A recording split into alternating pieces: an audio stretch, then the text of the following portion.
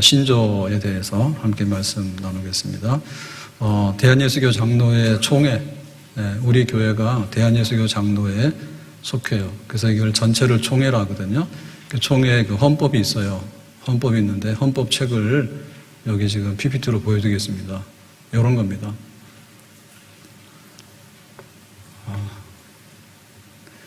책 내가 그림 보내줬는데 그림 보내는 책도 안 가져왔는데 사진 찍어서 보냈는데 이런 걸 뭐라고 하냐 방송사고라 합니다. 헌법 책이 있어요. 사진 찍어서 내가 보냈는데 그거 띄우라 그랬는데 안 하고 있네. 자, 그래서 그 헌법 책에 보면요 신조라고 있습니다. 신조가 있는데 그 신조는 세 가지로 구성이 되어 있는데요. 첫 번째는 서원이고요. 두 번째는 신조의 내용이 되겠습니다. 12가지 내용이 있거든요. 그 다음에 이제 승인식이 이렇게 되어 있어요. 그래서 신조 서원을 보면 이렇게 되어 있습니다. 목사와 강도사와 장로와 집사로 하여금 승인할 신조로 삼을 때, 그래서 이제 승인한다는 얘기는 임직한다, 목사다, 장로다, 집사다. 요거는 이제 교회 직원이죠. 교회 직원인데 교회 직원으로 이렇게 승인을 할 때 그때 이제 신조, 신앙 고백입니다. 신앙 고백을 봐야 된다. 그때 뭐 하느냐 하면 대한예수교 장로회를 설립한 모교의 교리적 표준을 버리려 함이 아니요. 그러니까는 우리 장로교 전통, 어제의 장로교, 오늘의 장로교, 우리 장로교, 우리 교회 그런 그 표준적인 교리가 있어요. 신앙 고백의 표준이 있어요. 그래서 우리가 알고 있는 건 사도신경을 알고 있잖아요. 근데 사도신경은 전체 기독교가 하고 있는 거지만 또 기독교 안에도 교파가 여럿이잖아요. 그래서 그때그때마다 중요한 그 신앙 고백들이 있어요. 그래서 그 표준이 있는데 그 표준과 연관이 돼 있단 말입니다. 오히려 찬성함이니, 그러니까는 뭐 개교회라 해가지고 우리끼리 막 신앙 고백을 따로 만들고 그런 건 아닙니다. 만약에 그런 거 만들면 신천지요. 그러니까 자기들끼리 막 만드는 게 짝퉁입니다. 그래서 특히 웨스트민스터 신도개요서란 말은 신앙 고백, 웨스트민스터 신앙 고백서와 대소요리 문답은 그랬거든요. 그래서 이 대소요리 문답은 웨스트민스터 신앙 고백서를 그 학습용으로 바꾸는 거예요. 학습이 제일 쉬운 게 뭐냐면 문답이에요. 질문하고 답하고 그걸 하게 되면 이 내용을 잘 학습을 할 수가 있어요. 그 성경을 밝게 해석한 책으로 인정할 것입니다. 그래서 성경에 대해서 이제 신앙 고백이 나오는데 성경의 진리가 신앙 고백으로 나오잖아요. 이거 다 믿어요. 그러면 뭐 믿는데 그러면 모르니까. 그래서 우리가 사도신경 고백하는데 장로교에서는 웨스트민스터 신앙 고백서를 근본으로 하거든요. 근데 그거가 이제 문답해 놓은 게 대소요리 문답이에요. 우리 교회와 신학교에서 마땅히 가르칠 것으로 알며, 그래서 신학교에서 가르쳐서 목사를 교육할 때 이 기본을 가르치고요. 그 다음에 교회에서는 장로나 집사를 임직하잖아요. 그때 이제 기본으로 직원들, 교회 직원들. 그 서리 집사도 마찬가지입니다. 서리 집사 집사입니다. 다만 이제 설이라 해서 1년으로 하는 거죠. 그래서 세울 때 요거를 가르쳐야 되는 거예요. 그 중에 성경 소요리 문답은 더욱 우리 교회 문답책으로 채용하는 것이다 했죠. 그래서 그 무리 문답의 대소가 있는데 소요리 문답을 가지고서 이제 문답을 하면 신앙 고백을 교육할 수 있다 이런 얘기입니다. 그러면 이제 문제는 이제 웨스트민스터 신앙 고백서가 어떤 거냐라고 하는 게 좀 궁금하잖아요. 요거는 웨스트민스터라고 하는 예배당, 지금도 있죠. 그 영국의 예배당에서 이제 모여가지고 5년 동안에 우리 신앙 고백을 어떻게 할래라고 이제 연구한 거예요. 그래서 이제 결과를 내놓은 게 웨스트민스터 신앙 고백서입니다. 거기에 참여한 사람들이 누구냐면 신학자 121명, 성경학자 평신도 30명 해서 151명의 신학자와 성경학자들이 거기에 이제 들어와서 회원이 돼가지고 5년 동안에 각자 연구해가지고 이게 언제냐면 1643년이에요. 1643년에 이렇게 5년 동안의 연구 결과물을 내서 이거를 이제 발표한 겁니다. 그래서 이 전문이 33장으로 돼 있고 장로교회의 기본 교리, 기본 신앙 고백으로 채택된 거예요. 그래서 이거를 우리가 꼭 지금도 이렇게 꾸준하게 이 교리 안에서 다 이렇게 움직이고 있다 이렇게 보시면 되겠어요. 그래서 여기에 나오는 내용들은 청교도적인 신앙, 청교도의 신앙, 그 다음에 개혁주의적인 신앙, 이런 신앙의 그 색채가 있는 그런 장로교의 표준적인 신앙 고백이 되겠습니다. 그러니까 이 웨스트민스터 신앙 고백서에 준해서 우리 대한예수교 장로회 헌법에도 신앙 고백을 이렇게 연관시켜서 이렇게 우리가 표현한 거다. 거기에 관련이 돼 있다. 뭐 우리 장로교가 세상에서 하나밖에 없는 별개의 장로교가 아니다. 이런 얘기입니다. 자, 그래서 그 신조, 신앙 고백이 항목들이 있는데 제 1항이 뭐냐면 이겁니다. 신구약 성경은 하나님 말씀이니, 그래서 그 성경에 관해서 신앙 고백이 나오는 거예요. 근데 캐톨릭에 가면은 첫 번째 신앙 고백이 뭐냐면 교회는 베드로의 열쇠를 가지고 있다. 이런 식으로 나와요. 그래서 항상 그 우리의 그 고백의 기준이 되는 거는 성경에 의하면 그거예요. 성경에 의하면. 그래서 우리가 교회에서 이제 웨스트민스터 신앙 고백서를 다 강해를 했어요. 그래서 아마 그 우리 말씀의 집에 들어있죠. 그 교회에서 가르쳐야 되는데 그거 하는 교회는 아마 없을 것 같아요. 없을 거예요. 또 우리 이제 그렇게 했는데 거기도 보면은 이제 우리 모든 신앙 고백은 전부 다 성경부터 시작한다 그래요. 우리 개신교의 모든 신앙 고백의 1항은 성경론이에요. 그 다음에 우리의 신앙 고백 모든 거에 첫 번째가 성경이란 무엇이고 성경이 어떻게 됐냐 거기에 대한 고백이 나오는 거예요. 그래서 캐톨릭하고 다른 거는 이렇게 교회다 거기는 그렇게 나오는 거고, 그 다음에 뭐 신비주의자들은 성경이 필요가 없어요. 별로. 그 신비주의자들은 어느 날 나에게 계시가 임했다. 그러므로 우리는 이렇게 입니다. 이런 식으로 나오는 겁니다. 항상 성경이 중심이 되어 있고요. 그래서 성경은 뭐냐면 하나님의 말씀인데 신앙과 본분에 대하여 정확무한 유일의 법칙이다 그랬어요. 그래서 교회에서 딴 말 할 수 없는 거예요. 그러니까 항상 모든 것을 믿고 판단할 때는 이거다 그러면 이제 끝나는 거예요. 성경이다. 이건 뭐냐? 신앙. 내가 믿는 신앙의 표준을 여기서 찾아오는 거고요. 그다음 본분이라고 하는 것은 삶의 이제 지혜죠. 그건 내가 어떻게 살아가야 될 것인가에 대한 생활에 대한 것도 표준을 성경에서 찾아온다. 그게 이제 첫 번째입니다. 성경에 의해서, 성경에 입각해서. 그래서 우리는 요거 강단을 중요하게 생각하는데, 요거는 다시 말하면 성경 말씀이 중심이 돼서 가는 교회다 그 말이에요. 성당 가면 이거 없어요. 성당 가면 이거 없어요. 그냥 미사 주고 대충 십자가하고 뭐 여러 개 그림들 많이 있어요. 자, 두 번째요. 하나님은 한 분뿐이시니 오직 그만 경배할 것이다. 그래서 성경에 의하면 우리가 뭘 믿느냐 할 때 하나님을 믿는다. 따라서 합시다. 성경에 의하면 하나님을 믿는다. 첫 번째 고백은 하나님을 믿는다. 하나님은 뭐냐? 한 분이다. 한 분. 그래서 하나님만을 경배해야 된다. 하나님을 믿는다 그 말입니다. 자, 그럼 하나님에 대해서 어떻게 설명했는가 하면 하나님은 신이시니 스스로 계시고 아니 계신 것이 없으시며, 스스로 계시는 게 여호와, 나는 스스로 있는 셀프, 자존하시는 피조물이 아니라고 말이죠. 그 다음에 뭐냐면 계신 곳이 아니 계신 것이 없다는 얘기는 뭐냐? 어느 곳에 다 계시다. 하나님은 현재 하나님은 하늘과 땅과 바다와 뭐 어딘 다 계시는 분이고, 그분은 스스로 계시는 분이다. 혼자 만족하시고 스스로 모든 것을 존재하고 계시는 분이다. 다른 신과 모든 물질과 구별되시며 그랬죠. 그래서 다른 신들, 우상들, 잡다한 거 이런 것들하고는 구분이 되고, 다른 물질이라고 하는 보이는 거잖아요. 보이는 뭐와 구분되는 하나님 그분. 그 존재와 지혜와 권능과 거룩하심과 공의와 인자하심과 진실하심과 사랑하심에 대하여, 그래서 이거는 하나님이 어떤 분이고 무슨 일을 하시는가에 대한 걸 좀 나열했는데, 무한하시며 변하지 아니하신다. 무한이라고 하는 것은 한이 없다 이거죠. 지혜가 한이 없고 능력이 한이 없고 이렇게 해서 무한하신 거. 그래서 모든 것들은 다 유한합니다. 근데 하나님은 무한, 한계가 없는 분이다. 그다음 변하지 아니한다. 변하지 않는다는 것은 영원성이에요. 영원성. 모든 것들은 다 시간 안에 있고요. 뭐 며칠 못 가는 것도 있고, 뭐 100년 가는 것도 있고 그래요. 그래서 영원한 건 아무것도 없어요. 하나님은 무한하시고 한이 없으시고 시간에 제약받지 않아 영원하신 존재다 그랬습니다. 자, 세 번째요. 하나님의 본체는 삼위가 계시니 성부, 성자, 성령이신데, 그래서 이제 삼위일체 하나님입니다. 첫째가 뭐라 했어요? 성경에 의하면, 성경에서 뭘 말하는데 하나님이 계시다 해서 하나님 한 분만 믿어야 되는데, 그런데 그 하나님 어떤 분이신데 성부 하나님, 성자 하나님, 성령 하나님, 삼위로 계시는 하나님. 그러나 삼신이 아니하시고 한 분이신 하나님, 삼위일체 되신 하나님이다. 성경에 의하면 삼위일체 하나님 믿는다 그죠?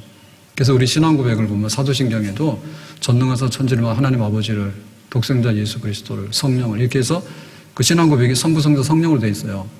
우리가 믿는 하나님은 한 분인데 그 한 분은 삼위로 계시는 분이야. 그래서 여기서 보면은 이슬람교나 혹은 유대교나 다 떨어져 나가는 거예요. 거기는 삼위가 없어요. 그 사람들 우리를 공격할 때 우리는 삼신을 믿는 이 다신론을 믿는 사람이라 그래. 근데 성경에 보면은 하나님과 하나님의 아들과 성령 하나님이 계신다. 삼위로 계신다. 그런데 삼신이 아니라 한 분이신 하나님이라 말하기 때문에 우리는 삼위일체 하나님 혹은 일체 삼위 하나님 이렇게 믿는다 그래요. 자, 그래서 여기서 문제는 뭐냐면 하나님의 본체에 삼위가 계시는데 라고 하는 말이 이게 이제 우리가 이렇게 한자 표기를 우리가 주로 하잖아요. 순 한글이 아니라. 그래서 이제 하나라고 하는 말을 이렇게 몸체자를 갖다 썼어요. 그래서 이거는 약간의 좀 오해 여지가 있어요. 오해 여지가 있어요. 그래서 원 웨스트민스터 신앙 고백서에 그 표현할 때는 어떻게 했는가 하면 이렇게 써놨습니다. 단일한 신성의 삼위가 계시니 곧 본질과 권능과 영원성이 동일하신 성부 하나님, 성자 하나님, 성령 하나님이십니다. 그래서 하나님의 본체라고 몸이 하나라고 쓴 게 아니라 단일한 신성애라고 썼어요. 그래서 영어 표현을 보면요, in the unity of the Godhead 그랬거든요. 이거를 번역할 때 Godhead라고 하는 것은 신성입니다. God 그러면 하나님이고요, Godhead 그러면 신성인데요, 범신성인데. 그것의 unity in 그 단일한 것 안에 하나님의 단일한 신성에 이렇게 번역하는 게 맞죠. 단일한 신성에 unity of Godhead 그러면 단일한 신성이 맞는 거예요, 번역을. 근데 이걸 번역하면서 그 하나님의 본체에 이렇게 몸체자로 번역을 해버린 거예요. 유니티를 갖다가 몸체자로 한 거예요. 유니티라고 하는 묶음이잖아요, 묶음 하나라고 하는. 근데 그거를 한 몸이라고 해버린 거예요. 그래서 그런 오해 여지가 있어가지고 이거를 자꾸 설명하다 보니까 어떻게 했냐면 물과 얼음과 수증기를 계속 한 거예요. 교회에서 뺑뺑이 돌려가지고. 그게 또 오해를 낳는 거예요. 그래서 뭐 교회에서는 집사님이고 뭐 회사 가면 과장이고 집에 가면 아버지고 그래서 한 몸이지만은 이렇게 딱 상황에 따라서 이렇게 몸체가 바뀐다. 그러다 보니까는 이 자꾸 오해가 간 거예요. 그게 다 오해를 불러온 거예요. 그래서 그냥 하나님은 성부 하나님, 성자 하나님, 성령 하나님 삼위예요. 이거는 이게 구분이 돼가지고요, 변신이 안 되는 거예요. 하나님 아버지는 끝까지 하나님 아버지고, 하나님의 아들은 끝까지 하나님의 아들이고, 성령 하나님 끝까지 성령 하나님이야. 근데 이게 이제 삼신이 되면은 다신이 되잖아요. 다신은 우상숭배 아니에요. 셋이라 그러면 둘은 가짜겠죠. 그래서 그게 아니다. 하나다라고 할 때 하나라고 하는 것은 몸체자, 숫자, 볼펜 하나, 둘, 셋 할 때 하나가 아니라니까. 하나가 아니고 여기서 하나라는 얘기는 같다는 뜻이에요. 같다. 그래서 표현할 때 원 그러면은 숫자를 세는 원, 투 이렇게 하는 숫자도 있고요. 원 그러면 같다 그거예요. 동일하다 그 말이에요. 같다가. 그래서 같은 내용이 뭐냐면 In the unity of the Godhead there will be three persons. 삼위가 있는데 of one substance, power and eternity라. substance가 본질이에요. 성부의 본질, 성자의 본질, 성령의 본질. 파워, 능력이죠. 권능이죠. 성부의 파워, 성자의 파워, 성령의 파워. 그 다음에 eternity라고 하는 것은 영원성이죠. 영원함. 성부 하나님의 영원하심과 성자 하나님의 영원하심과 성령 하나님의 영원하심. 그러니까 이제 하나님의 중요한 것들을 표현할 때 여러 가지가 있지만 본질과 권능과 영원하심이 같은 성격의 것이다. 그 말이죠. 그래서 성부 하나님의 substance, 성자 하나님의 substance, 성령 하나님의 substance, 그 다음에 성부 하나님의 파워, 성자 하나님의 파워, 성령 하나님의 파워, 성부 하나님의 eternity, 성자 하나님의 eternity, 성령 하나님의 eternity, 그게 같다 그 말입니다. 등급이 차이가 나는 게 아니라 그 말이에요. 그게 하나라는 뜻이에요. 그 대신에 이 셋은 물과 수증기 얼음으로 막 빙빙 돌아가지고 이렇게 그 양태론적인 이렇게 막 모양이 변하는 게 아니라 아버지는 아버지고 아들은 아들이고 성령이라니까. 그런 하나님이라고 해요. 성경에 하나님 믿는데 성경을 보면 그렇게 돼 있다니까. 그래서 삼위일체 하나님을 믿는다. 그 표현이에요. 예. 자, 그 다음 네 번째요. 하나님께서 모든 유형물과 무형물을 그 권능의 말씀을 창조하시고 그랬습니다. 그러니까 이제 성경에 의하면 하나님은 한 분이시고 계시는데, 그런데 하나님은 삼위로 하나이신 하나님, 한 분이신데 삼위로 계신 하나님이다. 그런데 그 하나님이 딱 하시는 일이 뭔가 하면 창조하셨다 그랬죠. 뭘 창조했냐? 유형물과 무형물이라는 거예요. 그러니까 유형물이라고 하는 보이는 세계, 하늘과 땅, 인간 뭐 다 동식물 다 들어간 거. 무형물이라고 하는 것은 보이지 않는 천사종류. 천사종류도 하나님 창조하신 거예요. 보이는 것과 보이지 않는 모든 것들을 몰래 말씀으로 창조하셨다 이랬죠. 창조. 그래서 이제 피조물이 생긴 거예요. 태초에 하나님 천지를 창조하시니라. 보존하시고 주장하시나. 이 보존과 주장은 뭔가 하면 창조한 후에 하나님이 하시는 일이야. 창조하신 다음에 하나님께서 나는 몰라. 그렇게 하시는 하나님이 아니라 창조하신 다음에 보존하시고 주장하시는 거예요. 이걸 우리가 섭리라고 얘기하는데 하나님의 섭리는 인도, 보호, 통치 세 가지예요. 하나님이 세상을 만들었기 때문에 하나님이 다스리는 거예요. 누가 다스리는 게 아니라 하나님 다스리는, 만드신 분이 다스리는 거예요. 하나님 만들었기 때문에 인도하시는 거예요. 다음에 어떻게 될까? 하나님 뜻대로 인도하시는 거예요. 그 다음에 하나님이 만든 세상에 대해서 하나님 보호하시는 거예요. 니들이 손대지 마. 창조한 다음에 창조되어진 이 피조물의 세계에 대해서 창조, 보존, 다스리심. 이걸 섭리라는데 하나님은 그런 분이다. 창조하시고 그리고 주무시거나 없어진 하나님이 아니라 계속해서 창조하신 다음에 뒷관리를 보존, 통치, 그 다음에 인도라고 하는 섭리하시는 하나님.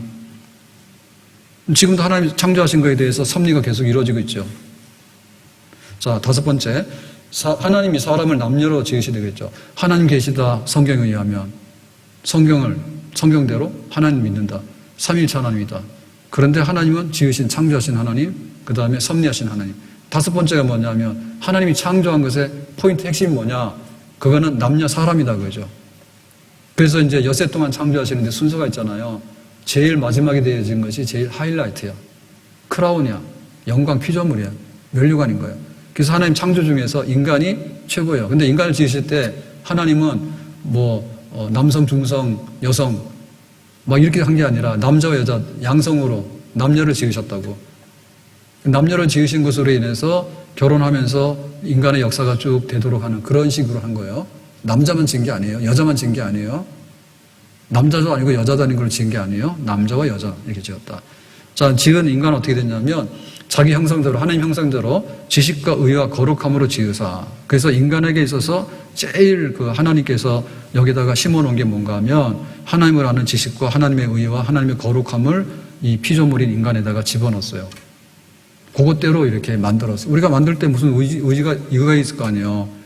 내가 진흙으로 인형을 만들 때 이거 어떻게 만들까? 이거 아주 완전히 도깨비로 만들까? 아니면 아주 천사로 만들까? 그런 의도가 있잖아요.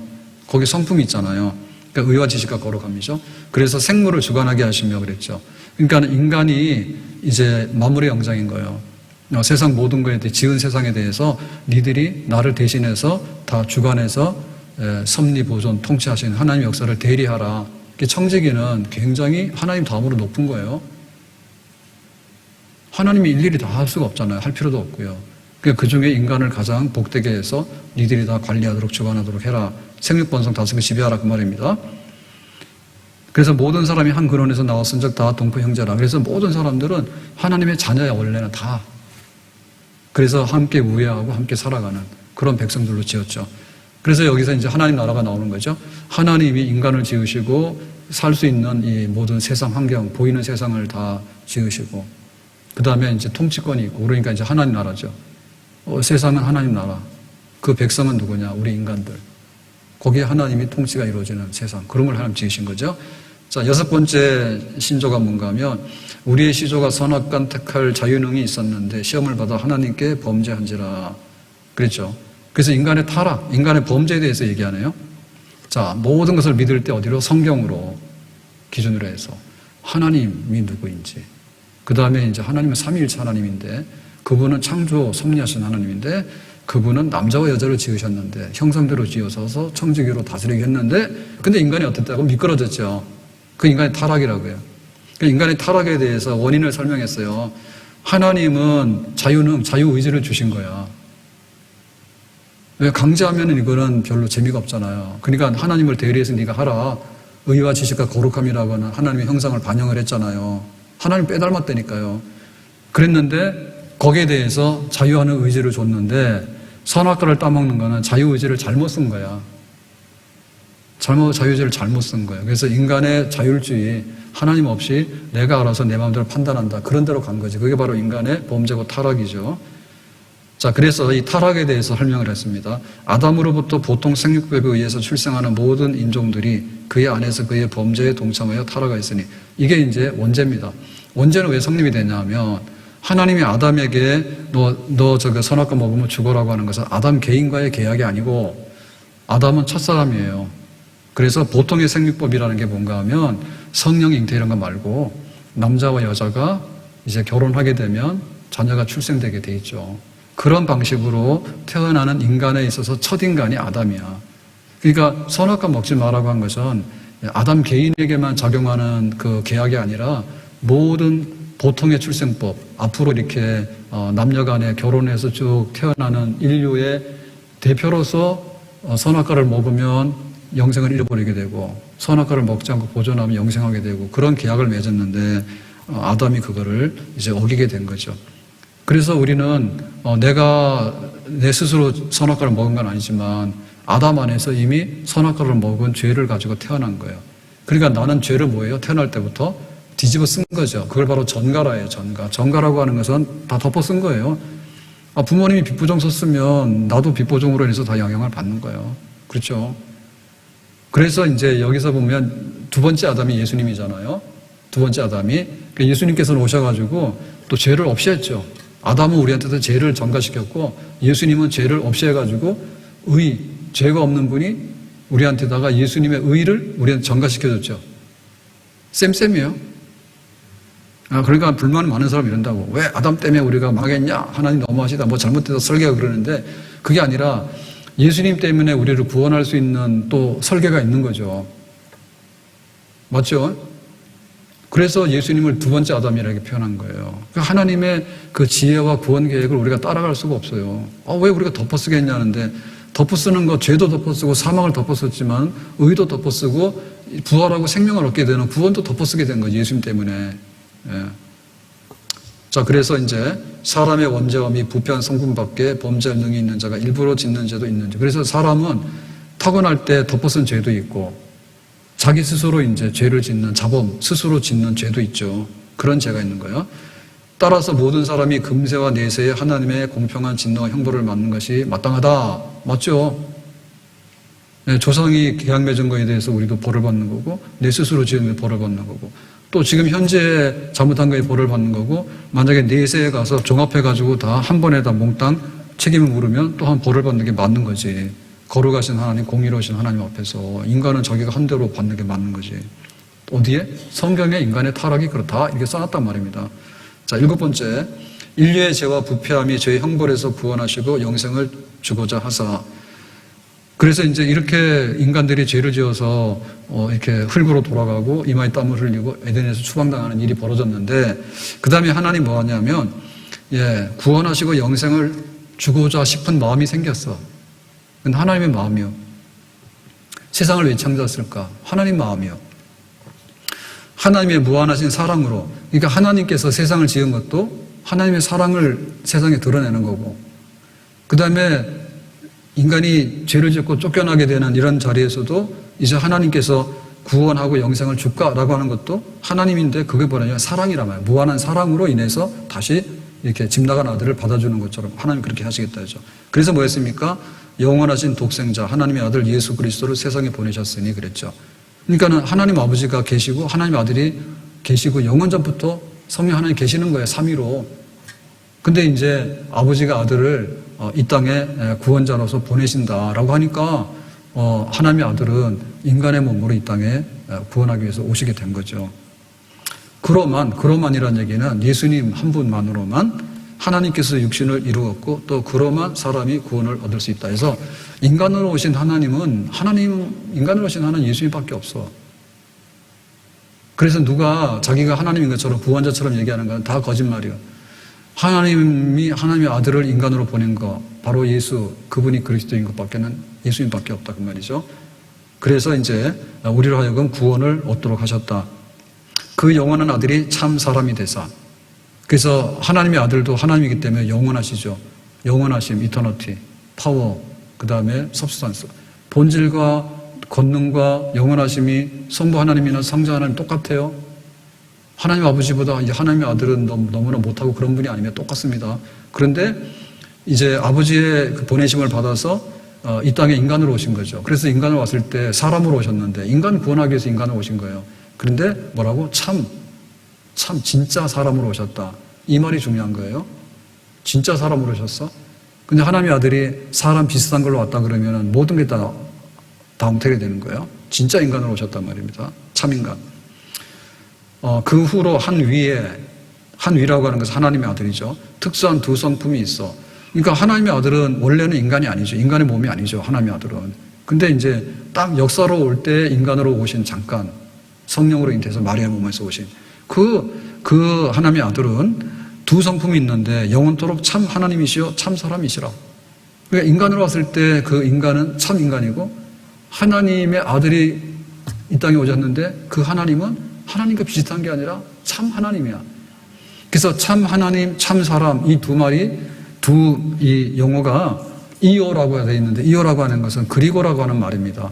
참 하나님이고 그리고 참 인간, 참 인간이고 그리고 참 하나님. 그리고 이 둘은 사실은 논리적으로는 맞지 않는 말이에요. 하나님과 인간은 달라요. 하나님 영이시고 무한하시고 이거는 영원하시잖아요. 인간은 피조물이고 유한하고 잠시예요. 이 둘은 엮을 수가 없어요. 그리고라고 엮을 수가 없어요. 근데 하나님의 아들 예수님께서 하나님이신데 인간으로 오실 때는 참 하나님이고 그런데 또 참 인간이에요. 그게 양성이에요. 예수님의 양성이에요. 하나님이 우리를 구원하기 위해서 보낸 하나님의 아들은 참 하나님이고 그리고 참 인간이다. 그러니까 이 둘은 이거는 성립될 수 없는 말인데 그런 거예요. 성경이 그런 거예요. 그럼 삼위일체 하나님 왜 그렇게 계시느냐 따지지 말라고요. 하나님이 삼위로 계시는 하나님이라고 하나님 자신을 계시하셨기 때문에 우리는 그렇게 알고 믿는 거예요.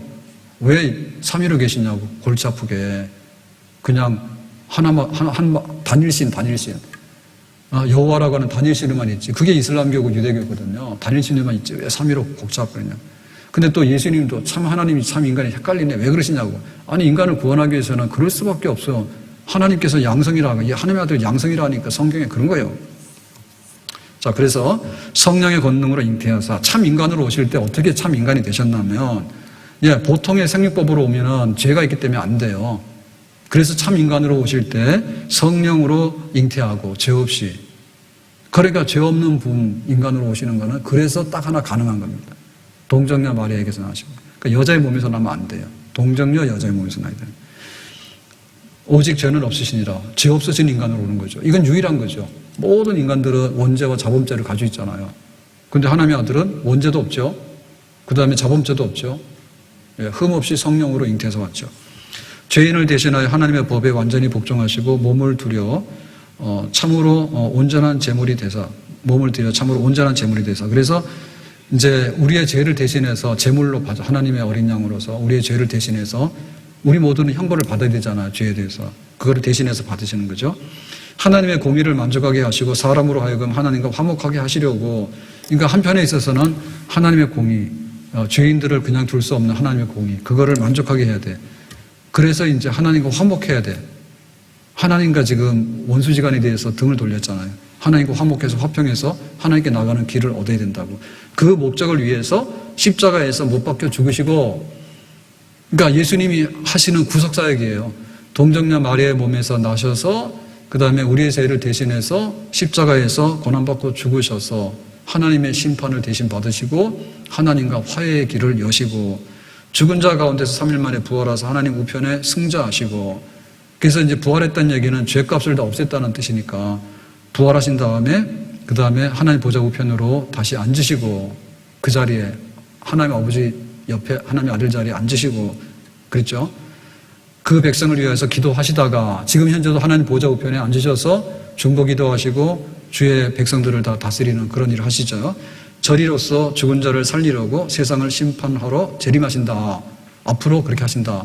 그러니까 예수님의 구속사역 예수님께서 하나님의 아들인데 인간으로 오신 사건 마리아 몸에서 오신 사건 그 다음에 빌라도 법정에서 재판받으시고 그 다음에 사형받으시고 그 다음에 3일 부활하시고 그 다음에 승천하셔서 보좌편에 계시다가 이제 끝날이 돼서 재림이다 다시 오신다라고 하면 구원을 이제 마무리하는 거죠.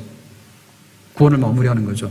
그게 바로 뭐냐면 예수님의 구속 사건 구속의 역사들의 사건이에요. 그거를 쭉 이루신 거예요. 성경에 이렇게 돼 있단 말입니다. 성경에. 그래서 구약 성경은 장차 어린 양이 올 거다. 그런 거를 하기 위해서 짐승의 제사를 드려가지고 하나님과 임시적으로 화해하고 뭐 이런 걸 보여줬는데 그까지 안 되잖아요. 그러니까 이제 마지막 날에 하나님의 아들 예수님께서 오셔가지고 이렇게 하나님의 구원 역사를 딱 펼치신 거지. 구원은 이렇게 한다 해서 하나님의 아들을 통해서 이렇게 하신 거지. 이게 바로 구원의 진리죠. 예수님께서 하신 일이죠. 우리를 구원하기 위해서. 이건 뭐예요? 하나님의 사랑이요? 사랑이요? 자, 그 다음에 8번째 항은요. 성부와 성자로부터 오신 성령께서 인생으로 구원에 참여하게 하시나니. 그래서 성령 하나님에 대해서 얘기하시는 거예요. 자, 처음으로 돌아갑니다. 우리가 뭘 믿어? 나 믿어. 그렇게 말하면 안 돼. 너는 뭘 믿어? 교회 오라 그래서 교회에서 하라는 대로 해. 그러면 안 돼. 저 천주교 가세요. 뭘 믿어? 내가 보니까 너는 뭐 어떻게 해가지고 뭐가 안 좋을 것 같아서 뭐 무당이 시키는 대로 하면 안 돼. 예, 그런 귀신, 그런 얘기 하지 말라고. 성경을 놓고 보니 하나님은 한 분이신데, 그런데 삼위일체로 계시는 분인데, 그런데 세상을 창조하신 분인데, 그런데 창조 중에 제일 중심은 인간인데, 근데 인간이 죄를 지어서 타락해서 쓰러졌는데, 근데 하나님께서 사랑이 많으셔서 구원하시려는데, 구원하려니까 하나님의 아들이 인간으로 가라 해서 참 하나님이 참 인간으로 오셔가지고 예수님의 십자가의 구속사건과 보좌우편에 계시면서 다시 오실 재림까지를 쫙 이제 구원 계획이죠. 그거를 딱 실행에 옮기셨죠. 재림하시는 건 앞으로 실행하실 거예요. 자, 그랬는데 그 다음 얘기는 뭐예요? 우리가 믿는 삼위일체 하나님 중에서 성령 하나님이 어떤 분이고 무슨 일을 하시는가를 이 8번 항목에서 얘기하는 거예요. 그 성령께서는 어디로부터 오신다고요? 성부와 성자로부터 오신대요. 그러니까 성령은 하나님 아버지가 보내는 영이야. 하나님의 영, 하나님 아버지가 보내는 영이에요. 아버지 하나님은 보좌에 계시는데 우리한테 성령 하나님을 보내. 그 다음에 그 보좌 우편에 계시는 하나님의 아들은 또 예수님의 영을 보내는데 그게 바로 성령이에요. 그래서 이 성령은 자기 마음대로 하지 않아요. 하나님은 한 분이시기 때문에 뜻이 다르고 생각이 다르지 않아요. 그래서 아버지가 보내면 성령은 나오시는 거고, 그 다음에 아들 예수 그리스도가 보내시면 성령은 나오시는 거예요. 그러니까 이 성령은 끊임없이 나오시는 영이야. 끊임없이 나오시는 영이야. 그러니까 세상을 창조할 때부터 하나님의 영이 이 세상을 만들 때 성령 하나님께서 이 모든 것을 다 실행에 옮기시잖아요. 그러니까 성령 하나님은 끊임없이 아버지로부터 보냄을 받아서 한 번도 쉰 적이 없이 계속해서 나오시고, 또 이 예수님께서 영광 받으신 다음에는 예수님이 보내는 영, 보혜사 성령, 그 성령도 계속해서 예수님이 보내시는 대로 계속해서 오시는 거야. 그게 와서 뭐래요? 하나님 아버지와 하나님의 아들 예수님의 그것을 드러내시고, 그 다음에 그 하신 일을 이제 펼치시는 거죠. 예수님이 하셨잖아, 일을. 근데 예수님은 딱 33년 이 땅에 구속사역을 하시고 보좌 우편에 가셨잖아. 그 다음에 하는 일은 뭐예요? 예수님이 하신 일을 우리가 믿고 예수님의 구원을 많이 받는 게 이제 예수님의 일이잖아. 그걸 누구한테 시켰어? 성령 하나님께 시킨 거예요. 그러니까 하나님의 구원 역사에 효력을 발생시키는 것은 성령 하나님께 맡긴 거라. 그 말입니다. 구원에 참여케 하는 거예요. 예수님께서 십자가에 아무리 많이 죽으셔도 성령 하나님께서 안 해 그러면은 그거는 그냥 2000년 전에 한 사건으로 끝나고 마는 거예요. 우리가 전도하잖아요. 예수 믿으라고. 근데 그 사람이 믿고 안 믿고 뭐예요? 자기 마음이겠지. 근데 성경은 그렇게 얘기하지 않아요. 성령께서 확 부시고 들어가면 강제적으로 굴복시킨다고. 바울 같은 경우 그랬죠. 바울이 얼마나 극렬하게 예수님을 반대했습니까? 근데 예수님께서 확 꺾을 때 성령의 불가항력적인 역사로 성령께서 오셔가지고 확 그냥 그걸 누르면은 그냥 내 죄를 깨닫게 되고 굴복해서 예수님 영접하게 돼요. 그 효력을 발생하는 것은 성령 하나님 역사예요. 주 하나님 지으신 모든 세계 내 마음속에 그려볼 때 참 그런 찬송이 나오는 것은 성령 하나님께서 역사하시면 하나님을 인정하면서 그 찬송 부르는 거예요. 근데 그게 안 되면 뭐예요? 야호하다 내려와. 참 인간 별거 없어요. 근데 세상에서는요, 그 모든 것들이 거꾸로 가는 경우가 많아요. 야호하는 인간들이요, 막 TV도 나오고 막 그래요. 히말라야에 가서 말이에요. 내가 이렇게 등산 그거 하고 왔다 오면 막 또 TV에 막 특집으로 나와요. 야호하고 깃발 꽂고 왔는데. 하나님 보실 때 뭐랄까요? 뭐 하던 말도 아무 상관없지 뭐. 하나님 무슨 상관 있겠어. 하나님이 그 에베레스트를 못 올라가가지고 내 마음이 소원인데 누가 좀 산악인 중에 누가 하나 가서 깃발 좀 꽂고 왔으면 좋겠다. 하나님이 그거 빌겠어? 가서 쓰레기나 만드니 가지 말아야지. 주 하나님 지으신 모든 세계 하나님 기뻐하실 거 아니에요. 그게 성령 역사예요. 아멘? 예수님 믿으라고 그렇게 말하는데 안 믿는다니까. 근데 그 효과적으로 작용하는 거는 성령 하나님 역사예요. 구원에 참여케 하시는 거, 효력을 발생시켜. 예수님께서 아무리 피를 많이 흘리고 죽어도 성령 하나님께서 역사 안 하시면 헛된 거예요. 근데 성령 역사하시면 정말로 눈물로 받아들이는 거예요. 나를 위해서 이렇게 받아들여요. 자, 인생의 죄와 비참함을 깨닫게 하시고, 성령이 딱 역사하시면은 비참함을 깨달아요. 자기의 죄를 깨달아요. 성령 역사예요. 마음을 밝혀 그리스도를 알게 하시고, 그래서 성령의 모든 것의 초점은 예수님을 드러내는 거예요. 예수님의 구원 사역을 드러내는 거예요. 그 의지를 새롭게 하시고 권하시며, 그러니까 사람의 마음속에 자기 생각을 바꿔요. 의지를 바꿔요. 권능을 주어 복음에 값없이 주문한 예수 그리스도를 받게 하시고, 그러니까는 성령께서 능력을 확 부어주시면 이 사람 주저앉아요. 예, 주저앉아가지고 나는 죽고 예수님이 산다고, 바울처럼 예수 믿는 사람 잡으러 갔다가 은혜 받아 주저앉아가지고 예수 믿으라고 하고 온다니까.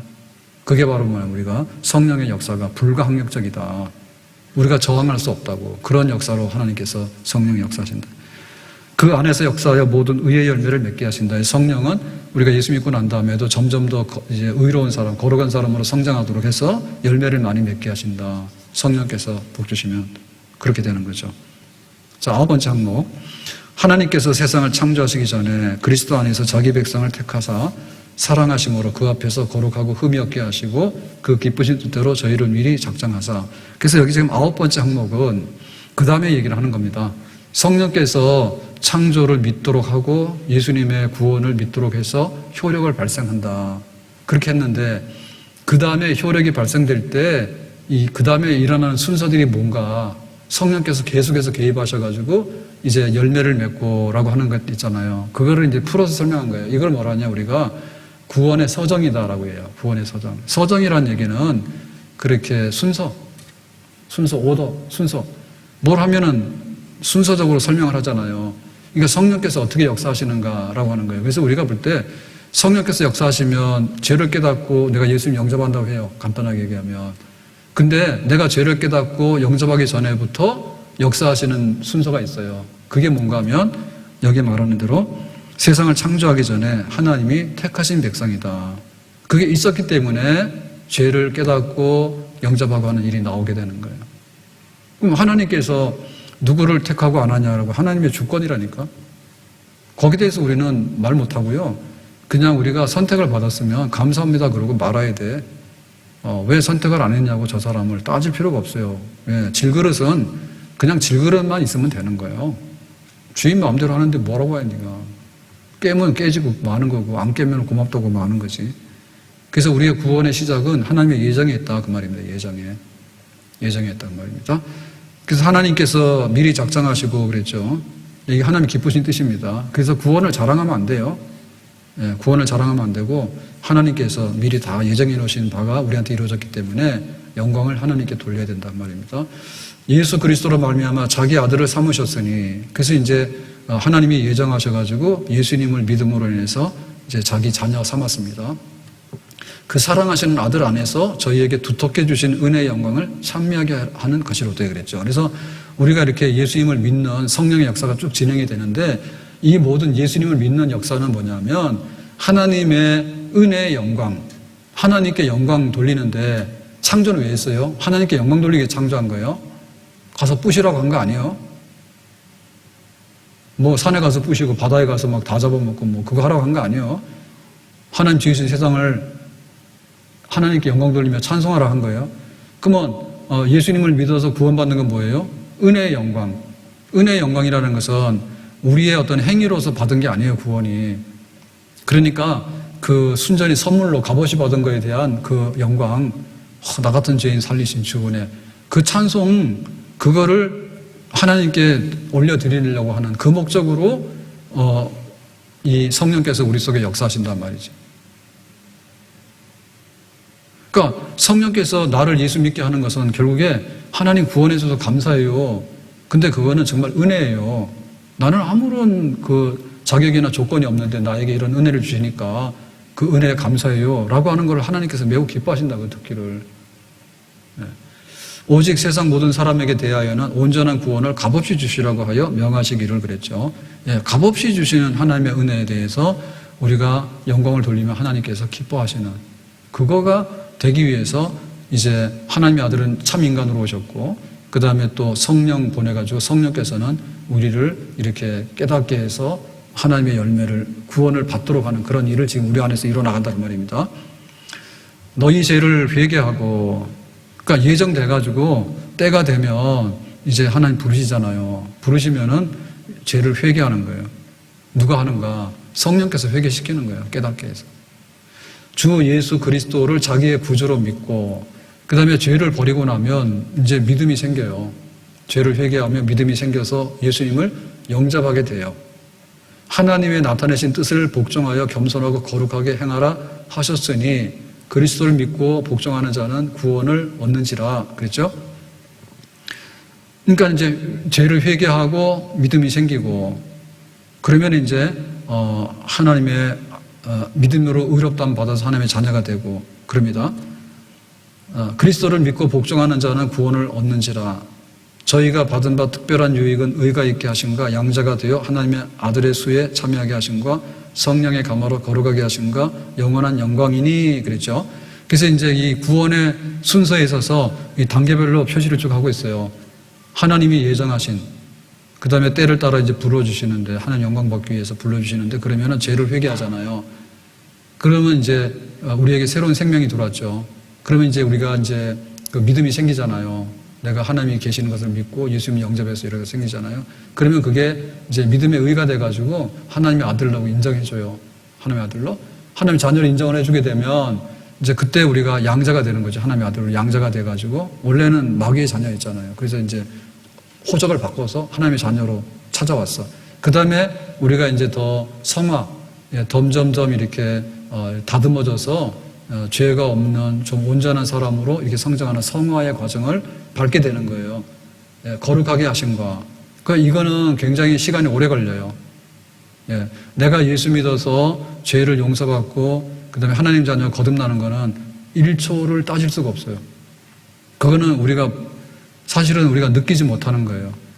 성령께서 역사하실 때 우리가 흔히 말할 때 너 언제 예수 믿었냐면, 나는 2022년 6월 19일 날 12시에 예수 믿었어라고 얘기를 하는데 뻥이요. 왜냐하면 그것이 일어나는 순간은요, 우리가 측정할 수가 없어요. 근데 다만 나중에 내가 정말 이렇게 은혜를 받고 마음이 변화되고 뭐하고 하니까 이런 날이겠다라는 정도죠. 근데 사실 그것도 지인은 알 수가 없어요. 이 사람이 깨났는데, 의식이 깨났는데, 이 사람이 살아난 거는 분명히 있지만 의식이 깨나는 거는 수면 상태에서 한 달도 가요. 뇌 수술하면 한 달도 가잖아요. 그러니까 깨어나서 내가 어떻게 됐는가라고 하는 것은 그 앞에 있는 생명 사건이 더 중요한 거예요. 그래서 이제 내가 이렇게 그 의롭다함을 받는데, 그건 순식간에 의롭다함 받거든요. 하나님의 자녀가 되는데 우리는 호적 신고하러 가야 된다니까요. 근데 그거는 우리가 시간이 걸리지, 행정적으로. 근데 하나님의 족보에 내가 마귀의 자녀가 하나님의 자녀가 됐다 이렇게 되는 거는 순식간에 기록하기 때문에 우리가 시간상으로 계산도 할 수 없고 우리는 체험적으로 알 수도 없어. 다만 나중에 그런 것들을 이렇게 미루어서 마음이 느끼고 우리가 이렇게 기념을 하는 거죠. 근데 이제 이 거룩함에 이르고 성화되고라고 하는 것은 평생 가는 거예요. 평생. 그래서 조금씩 자기 생각도 바뀌고 자기 습관도 바뀌고 자기 인생의 목적도 바뀌고 내 취미생활도 바뀌고 점점 바뀌는 거예요. 그건 평생 가는 거예요. 그래서 굉장히 점진적으로, 한마디로 천천히 그런 한 계단 올라가는. 그래서 그거를 주로 맡은 데가 교회입니다. 근데 교회는 거룩하게 만들어서 진짜 거룩한 곳에다가 올려보내는 그런 데예요. 그래서 여기는 예비학교 내지는 훈련소 내지는 기차역으로 말하면 정거장이라는 뜻이죠. 정거장. 여기는 최종 목적지가 아니에요. 최종 목적지에 가야 되는데 거기 가기 위해서 하나님 나라는 거룩한 백성들이 모이는 하나님 거룩한 분 앞에 가는 거기 때문에 그냥 막 가면 탈나요. 그래서 교회에 머물면서 그거를 씻어가지고 영적으로 성장하라고 변화시키는 그런 걸 하게 되는 거예요. 그래서 이제 성령의 감화로 거룩하게 하심과 영원한 영광이 있죠. 그러니까 영원한 영광은 하나님 나라 쏙 들어가는 거예요. 그거는 이 세상을 완전히 떠나야 돼. 이 세상에 있는 한에는 하나님의 영광을 다 볼 수는 없어요. 부분적으로 보는 거지. 그리고 우리가 육체의 몸을 가지고 있는 한에는 하나님의 영광을 다 나타낼 수는 없어요. 왜냐하면 약간 더러운 것들이 항상 남아있어가지고 거룩함에 이르는 건 어느 정도 이르지만은 그야말로 영광, 완전하게 거룩함이 100% 이루어지는 영광, 거룩함과 영광은 차이가 엄청 많습니다. 우리가 이 세상에서 제일 올라가면 하늘 꼭대기 올라가는데요. 하늘 꼭대기 올라가는 천국은 아니에요. 그 천국은 또 다른 차원의 곳인 거예요. 그거는 영광이 가득한 곳이에요. 천사들이 찬송만 하잖아. 근데 우리는 교회에서도 찬송 안 하잖아요. 차이가 엄청 많아요. 약간의 유사성은 있어요. 거룩과 영광은 그 유사성은 있는데 영광이 엄청나게 수준이 높은 데예요. 그래서 영광, 글로리오스, 그야말로 하나님의 영광만 가득한 데는 저 위에 있는데요. 그러니까 그걸 향해서 가고 있는 거예요. 그건 다 누가 이루냐면 성령이 하시는 일이야. 하나님이 예정해놨는데 때가 되면 불러가지고 엎어가지고 회개시켜가지고 믿음을 줘가지고 예수님 영접해가지고 양자 돼가지고 오랜 세월 동안 다듬어가지고 야곱이 이스라엘 되도록 털 다 뽑고 옷 갈아입히고 해가지고 착 해가지고 이제 어느 날 이 세상을 완전히 떠나고 우리 육체를 완전히 떠나게 돼서 하나님 계시는 그 나라로 쏙 데리고 가면 거기는 글로리우스, 영광만 있는 그런 영화로운 상태에 들어가게 되는 거예요. 그걸 전부 다 성령이 하시는 일이에요. 그러니까 예수님은 오셔서 구속 사건을 하신 겁니다. 탄생, 고난 죽으심, 부활하심, 승천하심, 보좌 우편에 계심, 앞으로 오실 거는 미래. 그건 예수님, 하나님의 아들이 하신 일이고 그 효력을 발생해서 우리 개인에게 적용이 돼서 앞으로 구원이 어떻게 우리에게 점진적으로 이루어지는가라고 하는 것에서 몽땅 성령 하나님 역사예요. 그래서 우리가 왜 골치 아픈 삼위일체 하나님 믿는다고 자꾸 얘기하냐고 그냥 하나님이라고 해서 딱 간단히 끝내지라고 하는데 간단하게 끝나면 구원이 설명이 안 된다니까. 구원이 설명이 안 되잖아요. 그래서 하나님은 우리를 구원하신 하나님인데 성경에 보니까 성부와 성자와 성령으로 계시는 삼위일체 하나님이다. 이게 된 겁니다. 이게 우리는 성령 하나님 안에서 모든 은혜와 혜택을 적절하게 받게 되는 줄로 믿습니다. 그래서 믿는 자는 이 세상에서도 구원 얻는 줄로 확실히 알고 기뻐할지라. 그래서 구원의 확신이 있다는 얘기죠. 천주교 가면 구원 확신 잘 없다예요. 왜냐하면 네 행위를 자꾸 따지기 때문에. 행위는 시험 문제 따라 달라. 그리고 채점하는 사람 따라 달라. 법원의 판단 보세요. 2020년도에 전면으로 교회 금지시켜놓고 찍소리도 못하게 했어. 그래서 교회에서 뭐라 하니까 목사님 뭐 정치적인 뭐 설교라고 뭐 어쩌고 한다고. 지가 정치적인. 내가 이상하냐고. 뭐가 이상해요? 법원에서 그랬잖아요. 자기들이 성경이 뭐고 그거 가지고 판결한 게 아니에요. 근데 조목조목 보니까 세상에 법을 다루는 사람이 보더라도 교회에다가 너무 편중되고 과하게 했네. 그렇게 된 거 아니에요. 네? 그래서 우리가 구원의 확신이 이 세상에 있는 행위 가지고 판단하다 보면요. 오락가락해요. 근데 뭐랬습니까? 예수님의 구속 사건이 확실하죠. 부활 승천 보좌 우편에 계시면 다시 오시면 확실하죠. 예수님께서 보혜사 성령 보냈잖아. 그럼 성령 보내면 우리한테 뭐예요? 예정된 사람은 다 이렇게 엎어가지고 믿게 해가지고 교회에다 둬가지고 이렇게 영화로운 단계로 이끌어가지고 성령 하나님 역사하시잖아요. 그러니까 내가 예수 믿는다 안 믿는다 그게 확실하니까 믿음이 확실한 거에 대해서는 구원의 확신이 있죠. 아멘. 그래서 구원의 확신이 있는 거예요. 성령께서 구원의 확신을 주시는 거예요. 성령께서 은혜의 직분을 행하실 때 은혜 베푸시는 방도는 특별히 성경 말씀과 성령과 기도다 했어요. 그래서 성령께서 우리를 쭉 이렇게 이끌어 가시는데 영화로운 세계까지 이끌어 가시는데 은혜를 주로 베푸시는 방편은 수단은 말씀, 그 다음에 하나님께 기도함, 그 다음에 하나님께서 세우신 거룩한 성례, 이걸 가지고서 이 성령께서 은혜를 주로 베푸신다고. 아멘. 말씀 안에 있을 때 성령의 은혜가 있는 거고요. 기도 안에 있을 때 성령의 은혜가 있는 거고, 교회 거룩한 예식, 세례와 성찬 안에 있는 교회가 될 때 하나님께서 은혜 베푸시는 거예요. 그래서 그 은혜 베푸신 수단에 대해서 10번째를 설명하고 있는 겁니다. 10번째 항목.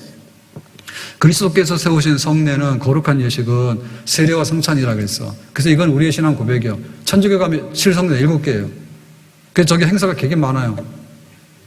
행사 굉장히 많고, 행사할 때 되면은 뭐가 딱 알아차린가 하면 일단에 꽃 파는 사람들이 쭈르륵 마당에 와. 그래서 그날 이렇게 꽃 팔고 막 이렇게 사람들 모여 축하한다고. 복잡해.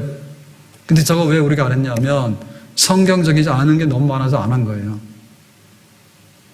그래가지고 옛날 교회를 엎었잖아요. 옛날 교회 엎었는데 성경적이 없는 거를 교회에서 자꾸 가져와가지고 교회에서 그걸 전통으로 삼고 자꾸 유산으로 삼고 해서 말하자면 덕지덕지 붙이니까 나중 가서 오린지 안에 없어진 거지. 성형수술을 하도 많이 해가지고. 그래서 이거 싹 청소해버리자 해가지고 우리가 세례하고 성찬만 놔두고 교회에 있는 거 다 걷어낸 거예요. 근데 우리가 약간 생각할 바는 있어요. 저쪽에서는 결혼이 성례입니다. 그래서 성당에서 신부님이 주례 안 하는 그 결혼식은 다 세상적인 결혼이기 때문에 무효요. 그래서 죽자고 와서 하는 거예요, 다. 교회 와서. 바깥에 나가서 어디 결혼해? 성례라는데. 성례에서 떨어지면은 하나님과 상관없는 거예요. 근데 그런 거는 저게 우리가 좀 이렇게 본받을 바는 있어요. 그치만은 그건 아니에요. 우리가 교회 마당에서 결혼식 안 했다 해서 일 나는 건 아니잖아요. 그렇지만 목사님 없이 하거나 우리 둘이 살아보자는 결혼은 사실 좀 문제가 있어요. 하나님 짝지어 주셔서 산다 이래야 되는데. 아무튼 간에 잘못된 성경적이지 않은 것들이 많이 들어왔기 때문에 다 걷어치우고 우리가 두 가지 성례만을 교회가 가지고 있다. 그게 은혜의 수단이다. 그래. 세례는 물 가지고 성부와 성자 성령을 씻는다. 그러니까 물로 씻는 것은 뭘 상징하는 거예요? 예수님 피로 씻는다. 그래서 우리가 거듭나고 하나님의 자녀가 됐다고 하는 표지요. 성령으로 거듭난 것, 새롭게 하신 것, 주께 속한 것임을 약속하는 것이라. 이 예에는 그리스도 신앙을 고백하는 자와 그들의 자녀들에게 베풀 것이요 그랬죠. 그래서 믿는 사람들은 이미 성령 세례를 받아서 예수님 피로 씻었어요. 그러니까 그걸 교회에 와서 고백하고 확인해 주는 거예요. 자녀들도 유아 세례. 자, 그 다음에 성찬은 뭐냐? 주의 성찬은 그리스도의 죽으심을 기념하여 떡과 잔에 참여하는 것이니 믿는 자가 그 죽으심으로 말미암아 나는 유익을 받는 것을 인쳐 증거하는 표라 그랬죠. 성찬, 거룩한 찬, 떡과 포도주를 마시는 건데 이건 예수님의 피와 살을 기념해서 먹는 거라 했거든요. 그러니까 이 성찬은 자주 하는 겁니다. 그래서 이제 우리가 말씀으로만 들으면 좀 이렇게 부족할 때가 있어요. 말씀으로만 들으면 부족할 때가 있어요. 그래서 이거를 이제 맛이라고 하는 감각 내지는 시각으로 바꿔놓은 거예요. 예수님 피 흘리셨는데 생각이 잘 안 나고 우리가 둔할 때가 있잖아. 이게 포도주를 마시면서 이게 예수님 피야. 예수님 피를 상징하는 거야.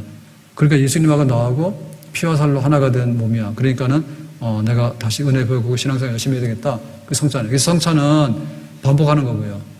세례는 한 번 하는 거예요. 내 죄를 씻음받는 거 한 번만 하면 끝나는 거지. 근데 내가 이렇게 예수님을 생각하면서 예수님의 피와 살로서 은혜를 새롭게 한다. 첫사랑을 회복한다. 또 은혜롭게 살아야 되겠다. 이거는 반복하는 거예요. 그래서 매 주일마다 매 성찬하면 좋아요. 근데 그걸 하기에 지금 교회들이 너무 준비도 그렇고 그렇기 때문에 우리가 그냥 약속한 대로 1년에 우리 4번 하고 있어요. 그래서 우리의 마음을 새롭게 하는 겁니다. 자, 그래서 성례 유익은 뭐냐? 성례 유익은 성례의 본독으로 말미암음도 아니에요. 그러니까 이제 세례와 성찬을 이렇게 베풀어서 교회가 이거를 간직해야 된단 말이죠. 예수 피로, 그 다음에 내가 예수님의 은혜로 계속해서 새롭게 거듭나면서 은혜를 새롭게 해야 돼. 이거를 계속 유지하라 그 말입니다. 이거는 뭐냐면 성례 유익이 있어요. 유익이 있는데 이 유익이 발생하는 것은 뭐냐면 성례의 본독으로 말미암음이 아니라 말은 뭐냐면 떡과 포도주 그 자체가 우리에게 유익을 주는 건 아니다 그 말입니다. 그래서 우리 신앙 고백의 가장 기본은요, 항상 천주교에서 비교되는 거예요. 천주교는 뭐냐? 떡과 포도주는 먹으면은 우리 몸속에 들어가서 예수님의 피와 살로 변한다. 그거예요. 피와 살로 변한다 그거예요. 그러니까 이 떡과 포도주가 들어가면 네가 은혜가 된다. 그렇게 되는 거예요. 근데 우리는 그게 뭐냐면 떡과 포도주를 기념하는 것이에요. 그러니까 이 떡과 포도주가 예수님의 피와 살인 거예요. 예수님 날 위해 죽으셨고 나는 예수님과 한 몸이 되어서 영생 얻은 몸이야 라고 하는 복음의 말씀을 강화시켜 주는 것이지 떡과 포도주 자체가 들어간다 해서 은혜를 일으키는 건 아니다. 천주교에서 얘기할 때 이거 뭐 화채, 떡과 포도주가 들어가면 우리 몸에 죄가 없어지면서 내가 예수님의 사람으로 좀 더 이렇게 막 은혜가 있어진다라고 하는. 그러니까 그 떡과 포도주 자체가 그 은혜를 발생시킨다라고 보고 있다고. 그건 아니라고. 말씀과 성령의 은혜가, 은혜의 수단은 뭡니까? 말씀과 성령이라 했잖아요. 성령께서 말씀으로 우리 속에 이렇게 작용을 하는 그걸로 인해서 이 떡과 포도주를 받음으로 인해서 성령과 말씀의 역사가 더 일어나도록 하는 것이, 돌 씹으면서 예수님이 날 위해 죽으셨다 할 수는 없잖아. 이빨이나 부러지지. 다음 성례 이번 주일에 했는데 돌멩이 하나씩 갖다 당길까요?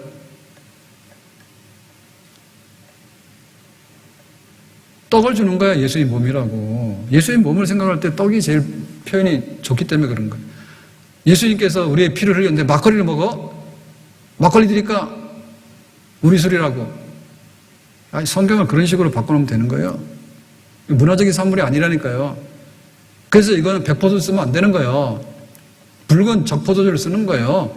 예수님께서 생명을 주셨네. 그거를 생각하면서 받으라는 거예요.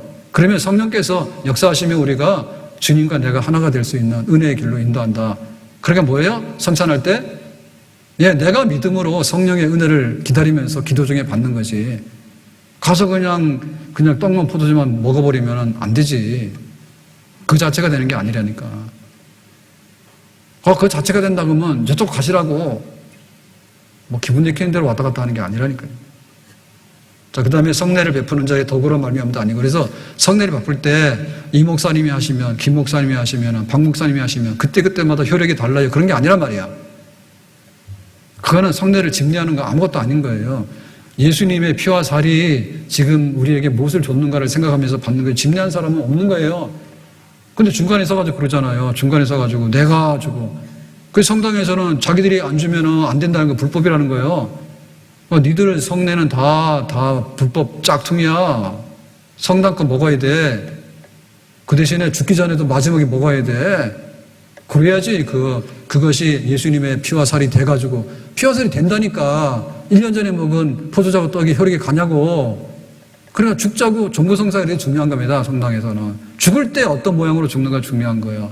그러니까 그동안에 아무리 많이 있어도 소용없는 거야. 마지막에 요 티끌이 있으면 안 되니까 예수님 피와 살을 먹어서 기어이 예수님의 몸처럼 하고 가야 된다 그 말이야.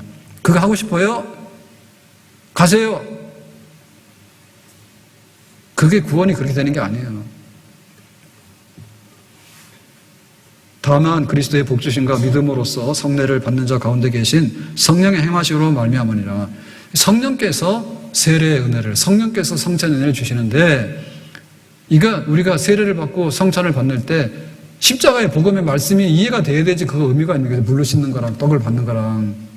근데 그거를 믿음으로 하는데, 그것을 성령께서, 아까 말했죠. 성부, 성자, 성령께서 우리에게 모든 효력을 발생시키잖아요. 죄를 깨닫게 하고 예수를 영접하게 하고 거룩하게 하고 하는데, 거룩한 과정을 강화시키는 게 거룩한 예식이란 말이에요. 거룩한 예식에 있어서 성령 하나님께서 우리에게 어떻게 역사하시는가가, 듣는 거 보다가 성찬하다 조는 사람 못 봤어. 모르지. 또 재주가 있어가지고 떡과 포도주를 드시면서도 자는 분이 있는지. 다음 주에 우리 성찬식 가잖아요. 근데 앞에 나와서 할 건데 설마 포도주 드시면서 거기서 꾹꾹꾹 졸까? 그런 기적은 잘 안 일어날 것 같아요. 근데 설교 시간에 예수님께서 우리 위해서 피 흘려 죽으셨다 그러면 꾹꾹꾹 조는 사람이 있어. 그러니까 듣는 말씀이 주긴 한데, 근데 때로는 마시고 먹고 하는 것이 그거를 강화시킨다니까요. 아멘? 그래서 이게 성찬한다 그러면은 굉장히 귀히 여겨야 돼요.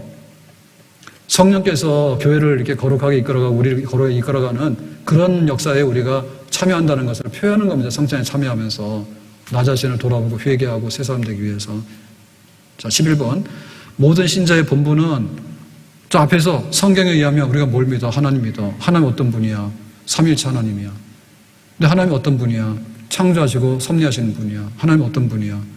근데 그 하나님은 인간을 창조하신 분이야. 인간 어때? 죄져 타락해버렸어. 근데 하나님께서 어떻게 할까? 폐기처분 안 해. 하나님의 사랑으로 하나님 영광 받으시기 위해서 독생자를 보냈어. 참 하나님이 참 인간을 오셨어. 예수님께서 죽으시고 부활했으면 다 하셨어. 그 다음에 뭐냐? 성령 하나님 보내가지고 그 효력을 발생시키라 한 거예요. 그래서 효력 발생시키는 것 중에서 이제 성례를 거행하면서 그 효력을 발생해서 교회가 잊어버리면 안 된다 그 말입니다. 자, 이렇게 됐으니까 그 다음에 우리가 뭐냐면 본격적으로 이제 교회에 머물면서 우리가 신앙생활을 세상에서 오래 살면 오래 하는 거고, 그죠? 사는 동안에 뭐예요? 내가 그리스도인으로 쭉 살아가는 본분이 있잖아요. 거기에 대해 설명하는 겁니다. 입교라고 한 얘기는 교인으로 허락을 받아서 오는 거예요. 입교 자기 마음대로 막 들어온 게 아니에요. 교인도 자기 마음대로 하고 신학교도 자기 마음대로 하고 직분도 자기 마음대로 하고 뭘 자기 마음대로 하고 아니요. 입 들어오는 걸 허락받는 거예요. 정식으로 내가.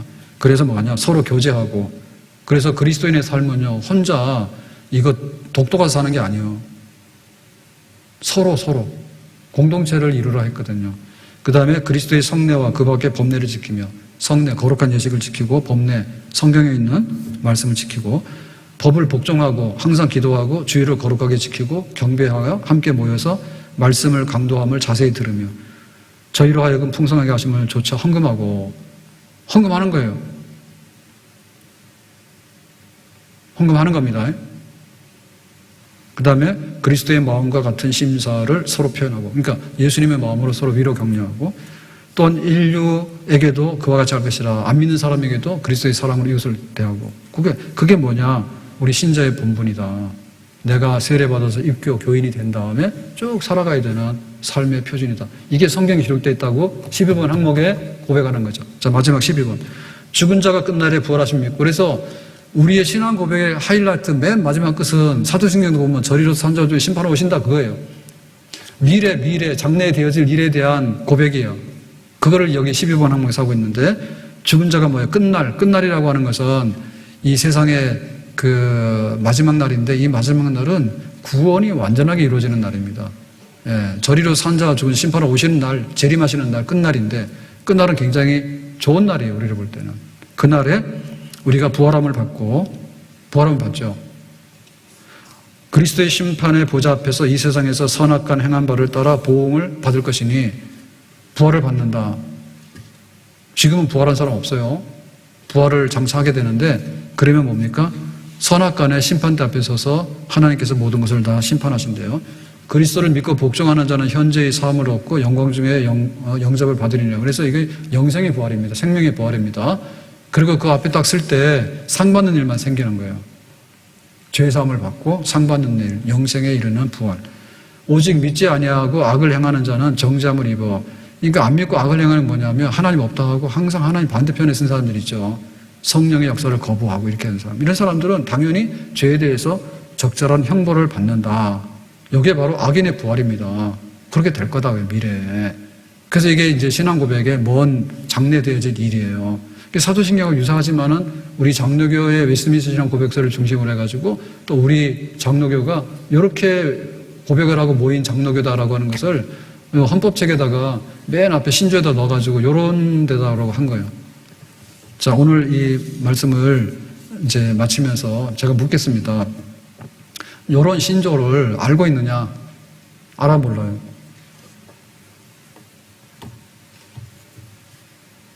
내가 교회를 다니는데 교회 회잖아, 회. 회에 조기 축구에도 회가 있어. 회칙이 다 있어. 우리끼리 친목해도 친목에 회칙이 있는 거예요. 간단하지만 일단 돈 내야 돼. 그죠? 내가 이거 신조가 있는 거 알아요? 우리는 신앙 때문에 모인 단체예요. 믿음 때문에 모인 단체예요. 그러니까 이거 신조가 우리의 모든 것을 표현하는 대한민국 헌법입니다, 말하자면. 이거 아느냐? 두 번째로 뭐냐면, 이거 모른다 그러면은 이거는 문제 있는 거예요. 두 번째는 뭐냐면, 믿느냐 문제예요. 알긴 아는데, 나하고는 별로 상관없는데. 그러니까 믿지 않는데 어떻게 여기 와서 있냔 말이지. 믿지 않는데. 그럼 믿음이 다른데 어떻게 와서 앉아있냐고 말이에요. 예? 성당 가면은 조상제례 지나고 막 막걸리 먹는데 성당 간다는데, 그거는 진짜 아무것도 아닙니다, 그게. 집에서 몰래 먹어도 되는데 뭘 성당 가서 먹어요, 그거를. 믿는 도리가 다르기 때문에 그런 거예요. 믿는 도리가 근본으로. 그리고 장로교고 뭐 다른 교고 하는데 그게 왜냐면 내 기분대로 내킨 대로 가는 게 아니라니까요. 다 순복음, 수금, 회에 헌법이 있고 거기에 신조가 있는 거예요, 나름대로. 우리하고 유사한 것도 있고 완전히 다른 것도 있어요. 그건 내가 믿는 거가 중요한 거예요. 믿음도 없으면서 교회 와가지고 뭐라 말 한다니까? 세 번째는 뭐냐면 정말로 내가 하나 된 이 신조 안에서 그 연합으로서 신앙의 동지의식이 있고 동지의식이 있냐 그 문제예요. 너는 너고 나는 나다. 우리가 사는 상황은 다 다르죠. 그렇지만 믿음은 하나인데 그 믿음에 있어서도 1번 항목부터 12번 항목까지가 점검이 돼가지고 우리가 한 회를 조직을 해가지고 교회 직원으로 세운다니까. 장로님 믿는 거 내 믿는 거 어떻게 다르냐고. 권사님 몇십 명이면 내 믿음 다 다르면 어떻게 해 그거. 자기의 체험 정도는 좀 다를 수가 있죠. 그러니까 한 번 믿으면 12가지의 믿음에 있어서 여기서 내가 믿어야지 나도 믿어서 손을 잡고 우리가 한 직원이고 한 교회 교인이고 한 일꾼이야라고 하는 공동체가 거기서 생겨나는 거고 동지의식이 생겨나는 동료의식이 생겨나게 되는 거죠. 그게 바로 우리 교회입니다. 교회는 뭐라고요? 안 보이는 교회가 있는데 보이는 교회고요. 보이는 교회라도 그냥 있는 교회가 있는가 하면 조직된 교회가 있는 거예요. 우리가 출입하는 교회는 다 조직된 교회예요. 조직된 교회는 직원이 있어요. 아무나 하고 아무나 안 하는 건 아니에요. 찬양도 아무나 합니까? 찬양도 임명받아 하는 거예요. 교인 아무나 합니까? 스스로 자칭하는 교인은 교인이 아니에요. 집사는 아무나 합니까? 교회에서 집사로서 신임을 해서 승인을 해야지 집사를 하는 거예요. 거기에 뭐냐면 뼈다구가 뭐냐면 신적 신앙 고백이에요. 이게 있으면 그 다음에는 별 문제가 없어요. 신앙이 별로 차이가 없고 가는 방향이 차이가 없는데 자기 생활이 좀 다를 뿐이지. 그럼 형편대로 하면 되는 거지 그거는. 근데 신앙이 없으니까 이게 오합지졸이 되고 신앙이 없으니까는 뭐 마음대로 돼가지고요. 유튜브에서 뭐라 하는지 모르겠다니까. 근데 뭐라고 떠들면요 듣기 좋다고 막 그래요. 그거는 일부분이란 말이에요. 생활의 한 방편인 거예요. 생활의 한 방편에 대해서 뭐가 그렇게 좋습니까 그게. 스님은 스님대로 사는 거고 우리는 우리대로 사는 거지 뭘. 우리대로 사는 것도 그렇잖아요. 식구가 없으면 그냥 내 살림은 굉장히 단순한 거예요. 근데 막 주렁주렁 많이 매달리면 내 생활이 복잡한 겁니다. 근데 굳이 그거 가지고 뭐 갖다 다르다 할 이유도 없는 거예요. 안 그렇습니까? 그래서 우리가 교회란 뭐냐, 직원이란 뭐냐, 그러면 직원이 될 때 우리는 어떤 신앙 고백을 하고 있는가, 그것부터 확인해서 그래야지 이제 내가 있고 우리 교인이 서리 집사가 서리를 떼면 그 교회 집사가 되는 겁니다. 그 다음에 우리 청년들도 마찬가지니까 이 청년 이게 있어야지 그 다음에 우리가 교인으로서 그 다음에 존재가 있는 거예요. 우리 믿는 거 다른데 다음에 무슨 제조로 우리가 교회를 한 자리에 앉아서 섬길 겁니까? 뭘로 섬길 건데요? 없어요. 우리 아이들도 마찬가지인 거예요. 교회 학교 아이들도 이거는 어른 돼서 아는 게 아니에요. 처음부터 이러한 신앙 고백 하에서 모든 표현이 되어지고 모든 그리스도인의 삶이 거기에 담아지는 거예요. 아이들도 이거를 다 알아야 되는 거고 집에서 아는. 그래서 이거를 펴놓은 게 뭔가 하면 대소요리문답인데 그 중에서도 웨스트민스터 소요리문답을 문답으로 해가지고 그래서 우리 주부에도 하나씩 내는 거거든요. 그걸 하도록 해라. 신앙의 뼈다귀가 같아야지 같은 종류가 되는 겁니다. 같은 종류. 교회가 흐물흐물한 데가 아니거든요. 그래서 우리는 교회 넓은 걸 보면서 너무 아쉬울 거 없는 거예요. 왜 저럴까? 우리랑 다르니까 그런가 보다. 그렇게 알고 우리가 믿는 것이 그냥 나만 제주 부려서 믿는 게 아니라 이미 초대교회부터 그리고 이제 천주교가 나가서 잘못 갔으니까 개신교가 들어와서 개신교 중에서도 우리 장로교, 청교도가 그렇게 역사적으로 기념비적인 고백을 해서 거기에 근거해서 약간은 다르지만 그 물줄기와 전통 속에서 이렇게 신앙 고백했으니까 안심하고 성경대로 따라가니까 우리는 이러나 저러나 이 길로 가고 이 믿음만을 꼭 간직하고 지켜야 되는 줄로 믿습니다. 기도합니다. 오늘 말씀과 같이 우리 신앙 고백이 온전한 신앙 고백, 우리의 신앙 고백이 우리 자손들의 신앙 고백이 되어서 만세반석에 쓰는 음부의 권세를 이기는 단단한 신앙으로 쓰게 하시고 또 세상에 나가서도 온전한 그리스도인으로 살아갈 수 있도록 은혜 베풀어 주시기를 바랍니다. 예수님의 이름으로 기도합나이다. 아멘.